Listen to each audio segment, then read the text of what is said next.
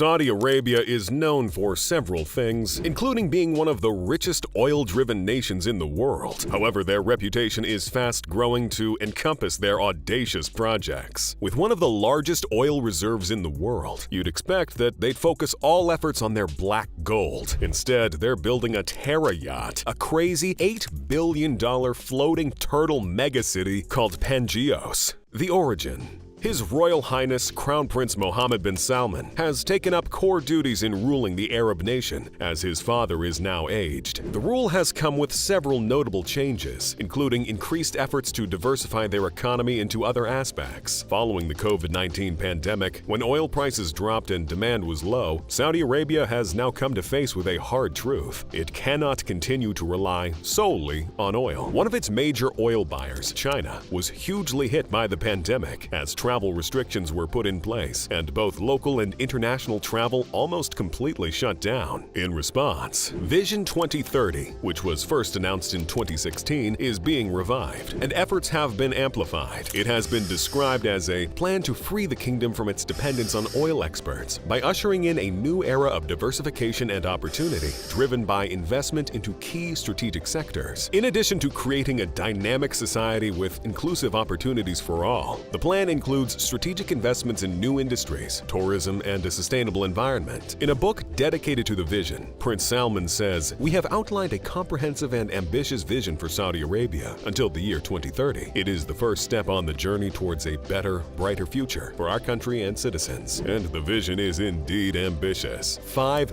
giga projects have been launched, including NEOM, a $500 billion city project currently under construction in the northwestern part of the country, off the coast of the Red Sea. It aims to be a futuristic metropolis built from scratch and operates completely on renewable energy sources. When completed, the smart city will rely on artificial intelligence, advanced robotics, and the Internet of Things. The city will also be a hub for biotech and digital industries. It has also been dubbed the Line. It is anticipated that it will be close to 30 times larger than New York City, being only 200 meters wide but 170 kilometers long, with a capability for 9 million people. It will have no roads, cars, or emissions, and will be powered by renewable energy. The project will also require the construction of an extensive network of bridges and causeways, which will connect the islands and provide transportation infrastructure. The bridges and causeways will need to be designed to withstand the harsh environmental conditions of the Red Sea, as well as potential natural disasters. Although it is still in the beginning phase, it is expected to be an engineering marvel that could redefine the limits of construction and design. Yet, this is not all. The Red Sea project is also being developed as a luxury tourism resort, centered around the treasures of the Red Sea, including 90 untouched islands, desert dunes, multiple beaches, and even dormant volcanoes. It is anticipated that by 2030, it will have up to 50 hotels, with 8,000 rooms, ready to receive people from all over the world. Another audacious project is the Qiddiya, a mini-city built over 300 square meters, centered around the youth, and dedicated to sports, entertainment, and arts. It is being built to include theme park, sports arenas, and racetracks, to mention just a few. Thus, it is clear that Saudi Arabia is indeed a big visionary regarding larger-than-life projects and edifices that are out of this world. And this is why, when news of an $8 billion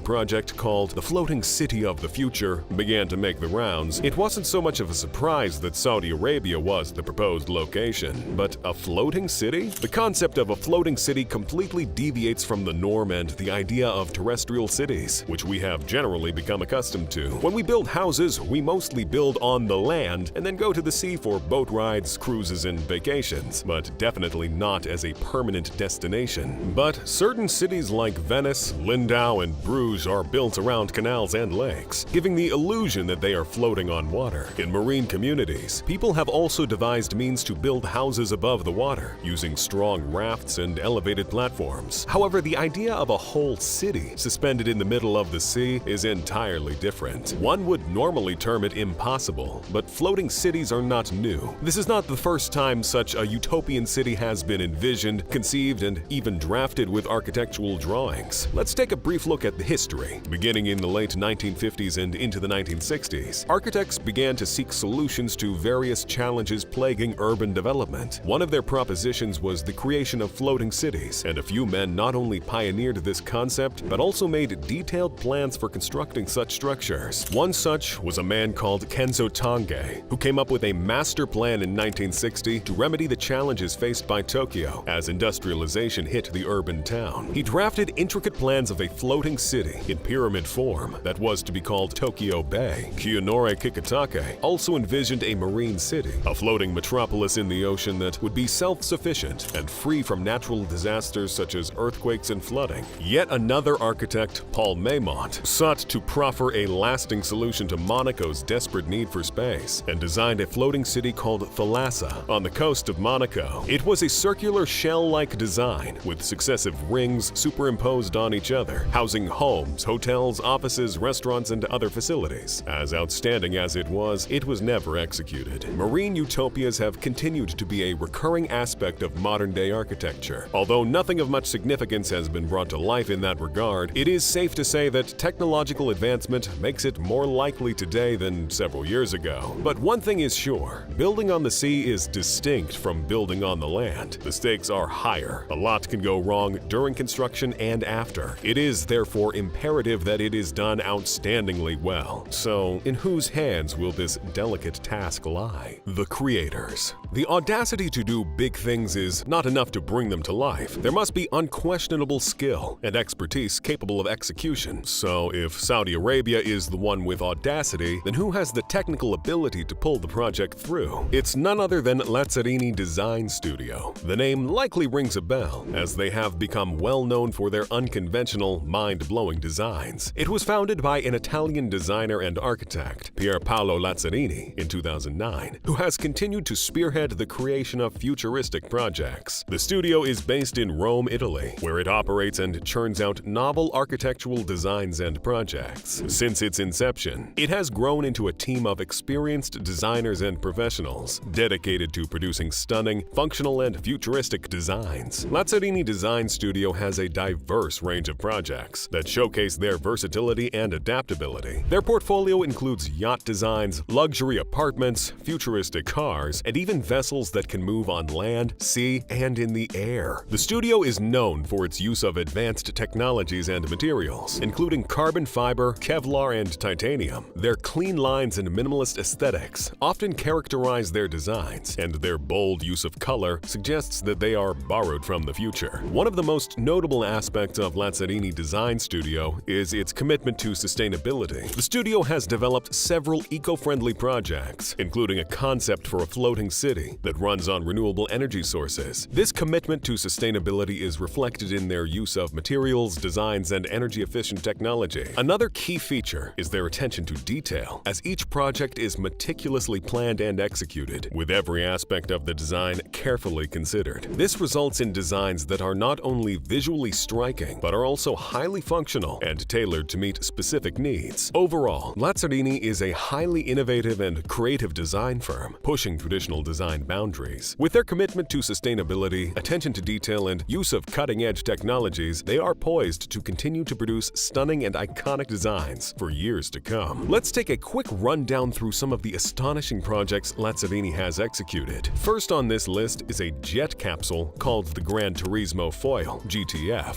which was designed as a flying yacht shaped like a spaceship and made of carbon fiber and fiberglass. It can lift itself 1 meter above the surface of the water, propel itself forward with specially made wings, and reach speeds as high as 13 knots. This design studio seems to have a great affinity for building yacht-like structures, with the ability to float on water, as is seen in many of their other structures. Another one is the Pearl Suite, a mobile floating suite that specifically targets the hospitality industry and consists of a circular hull and dome-shaped covering with luxurious facilities, which are all 100% solar-powered. It's a floating hotel room that is mobile and sustainable. It can also be fitted with an electric engine that can move the vessel at a speed of 5 knots from one point to another using GPS and autopilot technology. It includes a kitchen, toilet, and a convertible studio bedroom. It can transform the hotel industry by radically giving users a brand new experience. Next on this list are some of their wildest creations, including the Stratosfera, an ultralight sphere designed to accommodate 2 passengers and move move on water, land, and air. It sure looks like something from a sci-fi movie. Similar to this is the Air Yacht, which can move for over 48 hours at a stretch, powered by twin helium tanks on either side. Surprisingly, it can land both on land and water. While it cannot move on land, another yacht called the Pegasus can move on water and has rotating cylinders that make it possible to move on land. Lazzarini has also developed a system for bringing the world's best automobile creations to the water, using a new floating motor system that can be fitted onto any car. In addition to this, they have designed several phenomenal yachts, such as the F-33 Spaziale yacht, which is a 33-foot-long super sleek vessel with a striking futuristic line design, a 130-foot-long hyperyacht called Xenos, Embryon, a 24-meter translucent yacht with adjustable transparency, and Saturnia, a 328-foot-long super yacht with a private port for smaller yachts of up to 1.5 meters. But it gets even more interesting with the swan-shaped mega yacht Avantgardia, with a striking similarity to a swan. With such a track record, it is no surprise that they have come up with this sterling idea that's causing no small stir in the architectural space. The proposed $8 billion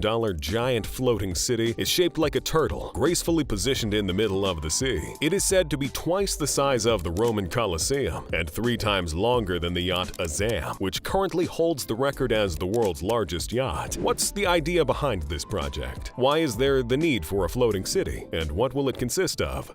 The idea. The Pangeos Terra yacht takes us on a journey to over 200 million years ago, when a supercontinent consisting of Africa, North America, South America, and Asia existed as a single mass. It was called Pangaea, derived from the Greek word for Mother Earth. With time, rifts began appearing in the Earth's crust as the Atlantic Ocean found its way through, and Pangaea split into the continents we know today. Lazzarini and Saudi Arabia are dreaming up a new continent and translating what once was into a futuristic expression. To begin this, a massive dry dock would need to be built, specially for the project. This would entail reclaiming some land from the sea and dredging over 100 hectares of the seabed to construct a massive dam. The Terra yacht needs a Terra shipyard tailored to accommodate its enormous size. This will offer easy water access and make launching the super vessel easier once it is fully ready. The shipyard will be flooded using the dam's water reservoir, and then the Terra yacht will be lifted and left to float on the water's surface. This is one of the reasons why Saudi Arabia has been considered the perfect location, since it has the much-needed space available. King Abdullah Port is the suggested site of construction. The shipyard will be 650 meters wide and 600 meters long. With a width of 610 meters and a length of 550 meters, the gigantic structure will take the shape of a sea turtle. It is unclear why this particular shape was chosen, but it is undoubtedly one factor that makes this project awe-inspiring. There are speculations that it could be linked to ancient mythology. You may have already seen the picture of a giant turtle carrying the world on its back. Different cultures have varying versions of this, but they all point to the concept of a world turtle. It is believed that in the world's creation, the soil was piled on the back of a giant sea turtle, and it continued to grow until the creature was carrying the whole world. At this point, we may need to sit the designers down for a chat concerning their deep ideation process, which is borrowing so much from history for such a modern project. Now, to the structure of the floating city. The hull consists of 9 separate bows, subdivided into different sections, across a 30-meter draft. The mechanism that keeps the megastructure afloat is embedded in the nether region. It consists of 30,000 cells, which provide what the design studio describes as an unsinkable floating solution. The Pangeos will also be powered by 9 high-temperature superconductor engines, with each one being fueled by renewable onboard energy sources and capable of 16,800 horsepower. These engines can move the floating city as fast as 5 knots. Several renewable energy sources will power the Terra yacht as it moves on its endless voyage around the waters of the world. These will include solar panels, wind turbines, and ocean currents. The rooftop area is lined with solar panels for harnessing solar energy, and the wings of the yacht are designed to generate energy from the breaking of the waves. This means that as energy is being expended through one means, it will be replenished through another, so it will continue to move with zero emissions. This design also includes an advanced water filtration and waste management system, ensuring that the yacht is self-sufficient and environmentally friendly. In addition to its sustainable features, the Terra yacht also offers a range of amenities and features that make it a luxurious and comfortable living space. The yacht will feature a range of restaurants, shops, recreational facilities, residential apartments, private villas, and hotel rooms. There will also be a rich selection of shopping malls, resorts, parks, beach houses, and air and water travel terminals. An aerial view of the Pangeos shows a port at the center of the edifice, which will also have room for private yachts and boats owned by residents. It also houses an array of greenery, including trees and manicured lawns in various parks and gardens, strategically positioned throughout the city. Specific housing arrangements and interior design have not been released, but we can speculate based on the exterior design and popular yacht design features. There will likely be different categories of housing options, with varying prices, beginning with small, regular spaces to more expensive apartments and even luxurious spaces fit for royalty. It is also expected that there will be 19 luxury apartments and 64 living quarters on each of the wings of the turtle-like structure. The rooftop will have shell-like homes, which will be made up of 72 terraces that overlook the sea, or the center of the city. According to the plan, this crazy floating megacity is expected to house as many as 60,000 people, all suspended in the middle of the sea. However, it may only be accessible to very wealthy individuals who will be able to afford the cost of the luxurious ocean-bound home. Life on the yacht promises to be clean and free from environmental pollution, crime, and day-to-day stress. Each resident will have access to world-class facilities and will have access to easy travel via sea and land via on-site ports. There will also be flying vehicles that will be used to access various locations within the city. One remarkable thing to note about this project is that ultimately the Terra yacht will not have a particular home or port. Instead, it will continue on a perpetual cruise. The destination will, in fact, be the journey. Due to its huge mass, it will have a maximum speed of only 5 knots, which is about 5.7 miles per hour, or 9.2 kilometers per hour. Funding the project. The Pangeos Terra yacht project is an ambitious and innovative project that will require a significant amount of funding to complete. Construction is slated to begin in 2033 and will take a total of 8 years to finish. Currently, the cost of the project has been put at a whopping $8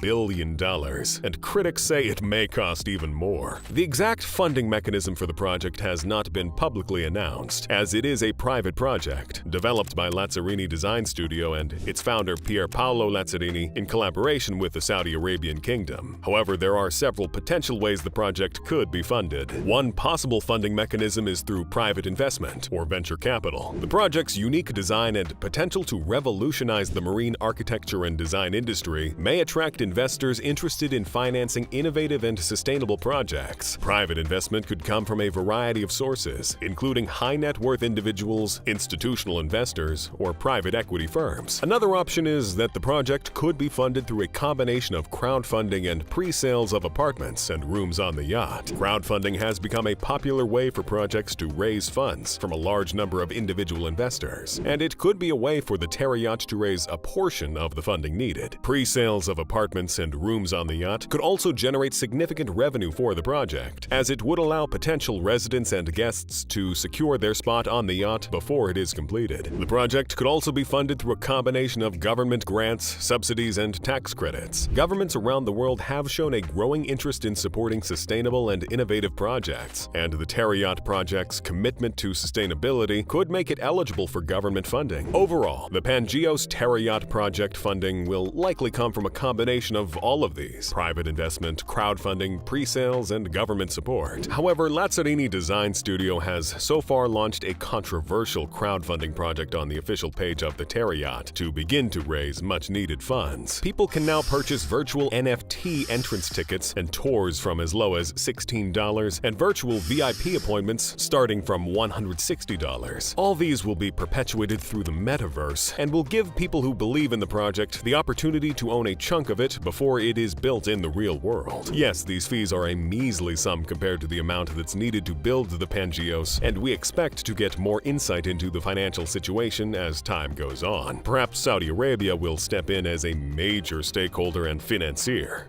Challenges. The Terra Yacht is a groundbreaking project that represents a significant step forward in sustainable and futuristic design. Its innovative design and commitment to sustainability make it an exciting and inspiring project that has the potential to shape the future of marine architecture and design. However, some people are willing to bet an arm and leg that this project may never see the light of day. Is it simply a penchant for negativity and natural tendency to oppose excellent ideas due to fear, or are there indeed valid reasons? Well, there seem to be valid arguments for the likely challenges regarding this project. At a time when Saudi Arabia has come under fire for running its construction project using slave workers and underpaid laborers, eyebrows are being raised as to the strategy for the human resources needed to execute this ambitious project. Thousands of workers will be needed to work for close to a decade to bring the project to fruition. Working far away from the urbanization and in harsh weather conditions and environments, will they be properly catered for and recompensed? Does the estimated cost of the project put this into consideration? This is just one of the pressing questions. Some NFT enthusiasts have said that it appears that all there is to the gigantic turtle project is the sale of NFTs, as the projected cost of the project is almost at par with the estimated worth of the whole NFT market. They say the math is not adding up. Other individuals have said that the structure is too complex and enormous to be built in just 8 years. They believe the technicalities will be far too complicated to be solved in such a short time, especially since there's currently no shipyard in the whole world that can accommodate the building of such an edifice. The practicality and safety of the general design of the ship have also been questioned, and some think it does not meet the standards of maritime engineering. The turtle wings, which are supposed to house the residential structures, are perceived to be too thin to handle the weight of the proposed buildings. More importantly, the seaworthiness and structural integrity is being questioned, as the design will need extremely strong and ridiculously expensive structures. Otherwise, it will fall apart in the middle of the sea. The power generated by the engines is only sufficient to propel it at 5 knots in favorable weather conditions. This means that in bad weather, it will likely be uncontrollable and will simply move in whatever direction the wind and waves move. Other concerns include the sustainability of permanent residents. All supplies will have to be gotten on shore and then transported onto the yacht, and it will most likely be a rigorous process. With limited job opportunities and the projected high cost of housing, only the very rich will be able to afford it. It is uncertain if they will choose to make it a permanent residence, since their sources of livelihood will be in terrestrial areas. Another serious question is dry docking. The designers have claimed that it is unsinkable, yet we saw even the Titanic sink. If this floating city were to develop any fault in the middle of the ocean and far away from home, that would spell doom. The only possible place where it can be dry docked is where it was built. Is this simply a lofty dream, or will we see, for the first time, the idea of a utopian city brought to life? Only time will tell. Till then, we shall keep our fingers crossed as we continue to watch, albeit from a distance. Thank you for watching this video. Don't forget to click the like button and subscribe so you don't miss out on any new videos.